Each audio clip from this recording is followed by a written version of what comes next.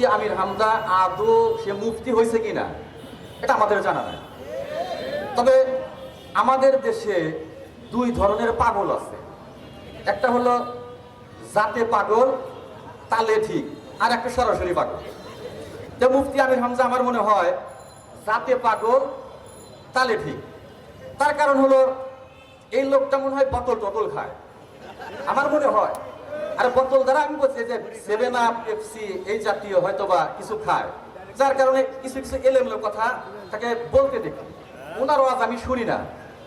হঠাৎ করে একদিন চ্যানেলে দেখলাম যে উনি টুকু ভাইকে নাস্তিক বলছে, ইসলাম বিদ্বেষী বলছে। এটার জন্য আমি আশ্চর্য হই নাই।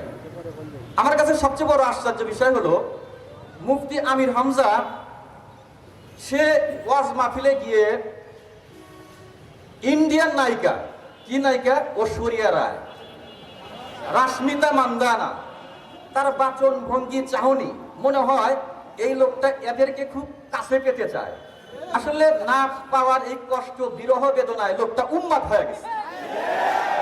যে কারণে একজন মানুষ উন্মাদ হলে সুস্থ মস্তিষ্ক নাই, একজন মানুষ উন্মাদ হলে উম্মাহাতুল মুমিনিন আল্লাহ রাসূলের স্ত্রী হযরত খাদিজাতুল কুবরা রাদিয়াল্লাহু আনহা উনার ব্যাপারে মন্তব্য করে উনি নাকি জীবনে একত্র নামাজও পড়েন নাই, উনি জীবনে কোনদিন পর্দাও করেন নাই, উনি কোনোদিন রোজাও রাখেন নাই। উনার ব্যাপারে মন্তব্য করলে, উনার ব্যাপারে যদি মন্তব্য করতে পারে, টুকু ভাইয়ের ব্যাপারে এই ছোট্ট কথা বলছে, এই জন্য আমি বললাম মশা মারতে কামান, এই কথাটা সে বল।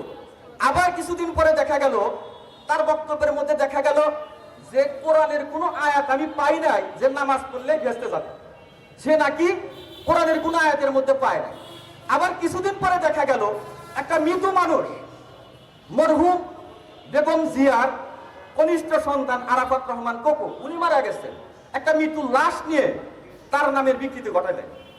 কিছুদিন পরে দেখা গেল এই লোকটা কোরআন গবেষণা করলাম আমি, কোরআনের মধ্যে 53 থেকে 54 জায়গায় আমার কাছে ভুল।